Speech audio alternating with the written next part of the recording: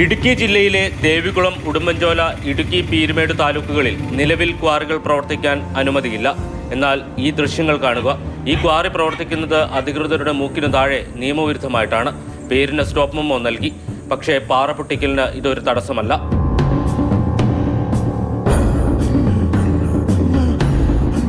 PMGYS പദ്ധതിയിലാണ് Pandippara Ambalappadi Vimalagiri road നിർമ്മാണം. റോഡിന്റെ alignment വിട്ടാണ് ഇവിടെ പാറ പൊട്ടിക്കൽ. അതും CPM ജില്ലാ സെക്രട്ടറി CV വർഗീസിന്റെ മകന്റെ പേരിലുള്ള ഹിറ്റാച്ചികൾ ഉപയോഗിച്ച്. ഇതിന്റെ പരിസര പ്രദേശങ്ങളിലും വ്യാപകമായി പാറ പൊട്ടിച്ചു കടത്തിയിട്ടുണ്ട്.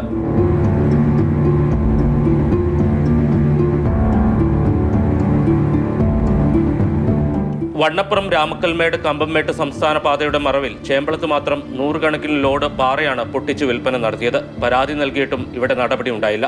യാതൊരുവിധ അനുമതിയും ഇല്ലാതെ സർക്കാർ പുറമ്പോക്ക് ഭൂമി പോലും കോൺട്രാക്ടറും അവരുടെ ശിങ്കടികളും കൂടി അനധികൃതമായി പൊട്ടിച്ചു കിടത്തുന്ന ഒരു കാഴ്ചയാണ് ഇവിടെ കാണുന്നത്.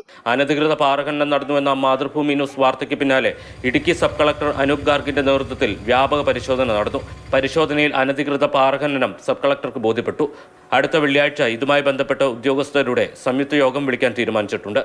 ബിനു പാവമ്പയ്ക്കൊപ്പം ജെയിനിസ് രാജു, മാതൃഭൂമി ന്യൂസ്, ഇടുക്കി. ഇതിന്റെ വിശദാംശങ്ങളുമായി ജെയിനിസ് രാജു ഒപ്പം ചേരുകയാണ്. Jain, good morning. സബ് കളക്ടർക്ക് ഇതുമായി ബന്ധപ്പെട്ട കാര്യങ്ങൾ ബോധ്യപ്പെട്ടു എന്നാണ് പറയുന്നത്. ഒരു ഉന്നതതല യോഗവും വിളിച്ചിട്ടുണ്ട്. ഇനി തുടർ നടപടികൾ എന്തായിരിക്കും?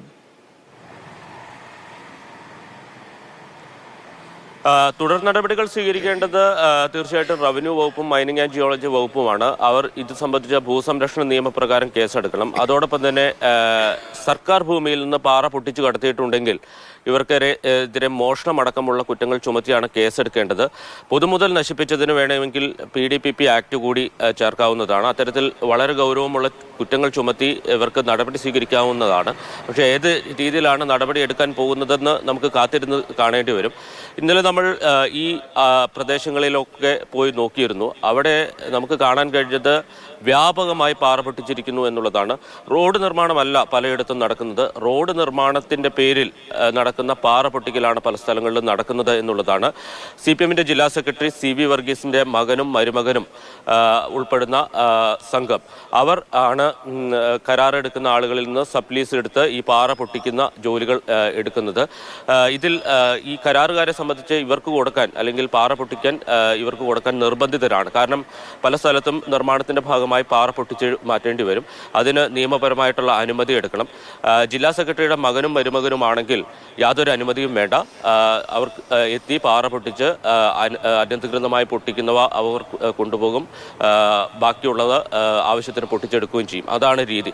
മറ്റാർക്കെങ്കിലും കരാർ ഏൽപ്പിച്ചാൽ ഇത് സംബന്ധിച്ച് റവന്യൂ വകുപ്പിന്റെയും മൈനിങ് ആൻഡ് ജിയോളജി വകുപ്പിന്റെയും നടപടി വളരെ പെട്ടെന്ന് ഉണ്ടാവുകയും ചെയ്യും. ഇതാണ് കരാറുകാരടക്കം ഇവരെ ആശ്രയിക്കുന്നതിനൊരു കാരണം. നമ്മൾ ഇന്നലെ പോയ പാണ്ടിപ്പാറ അമ്പലപ്പടി വിമലഗിരി റോഡ്, ആ റോഡിൻ്റെ നിർമ്മാണത്തിൻ്റെ ഭാഗമായി വ്യാപകമായി അലൈൻമെൻറ്റ്, അതായത് റോഡിനൊരു അലൈൻമെൻറ്റ് ഉണ്ട്. ആ അലൈൻമെൻറ്റിലൂടെ ഭാഗത്ത് മാത്രം പാറ പൊട്ടിച്ചാൽ മതി. എന്നാൽ ആ അലൈൻമെൻറ്റൊക്കെ വിട്ട് സമീപത്തെ സർക്കാർ ഭൂമിയിലേക്ക് കൂടി വ്യാപിപ്പിച്ച് പാറ പൊട്ടിച്ചു കൊണ്ടുപോവുകയാണ്. തൊട്ടടുത്ത് അനധികൃത ക്രഷറൊക്കെ പ്രവർത്തിക്കുന്നുണ്ട്.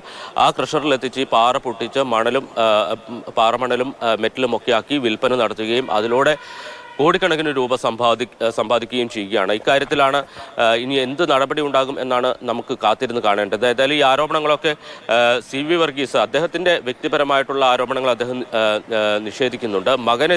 മരുമകനെതിരെ ഇത്തരം ആക്ഷേപമുണ്ടെങ്കിൽ അത് സംബന്ധിച്ച് നടപടി എടുക്കട്ടെ, നിയമപരമായി നടപടി എടുക്കട്ടെ എന്നുള്ള ഒരു നിലപാടിലാണ് CV വർഗീസ് ഉള്ളത്. പക്ഷേ അദ്ദേഹത്തിൻ്റെ രാഷ്ട്രീയ പദവി ഉപയോഗിച്ചുകൊണ്ടാണ് ഈ നിയമവിരുദ്ധമായിട്ടുള്ള കാര്യങ്ങളൊക്കെ നടക്കുന്നത് എന്നുള്ളതാണ് യാഥാർത്ഥ്യം. കുളം നിർമ്മിക്കുന്നതിൻ്റെ മറവിൽ പോലും വളരെ വ്യാപകമായി പാറ പൊട്ടിച്ചു കടത്തിയിട്ടുണ്ട്. അതായത് കൃഷിയിടങ്ങളിൽ പാറ പൊട്ടിച്ച് ജലസേചനത്തിനായി കുളങ്ങൾ നിർമ്മിക്കാൻ അനുമതി ഒരാൾക്ക് നൽകിയിരുന്നു. ആ ഒരാൾക്ക് നൽകിയ അനുമതിയുടെ മറവിൽ 90 പേരിലധികം അല്ലെങ്കിൽ കുളങ്ങൾ നിർമ്മിച്ച ആ കുളത്തിൻ്റെ മറവിൽ പാറ പൊട്ടിച്ച അങ്ങനെ വലിയ ക്വാറി പോലും പല സ്ഥലത്തും പ്രവർത്തിച്ചിരുന്നു എന്നുള്ളതാണ് മൈനിങ് ആൻഡ് ജിയോളജി വകുപ്പിൻ്റെ കണ്ടെത്തൽ. വലിയ കോടികളുടെ കൊള്ളയാണ് നടത്തിയിരിക്കുന്നത്. ഇനി ഈ കാര്യത്തിൽ നടപടി സ്വീകരിക്കേണ്ടത് റവന്യൂ വകുപ്പും മൈനിങ് ആൻഡ് ജിയോളജി വകുപ്പുമാണ്. എന്തായാലും അടുത്ത വെള്ളിയാഴ്ച എല്ലാ വകുപ്പുകളുടെയും ഒരു സംയുക്ത യോഗം സബ് കളക്ടർ വിളിച്ചിട്ടുണ്ട്. ആ യോഗത്തിൽ നടപടി സംബന്ധിച്ച ഒരു വ്യക്തത വരും എന്നാണ് കരുതുന്നത്. മോത്തി. ശരി ജെയിൻ.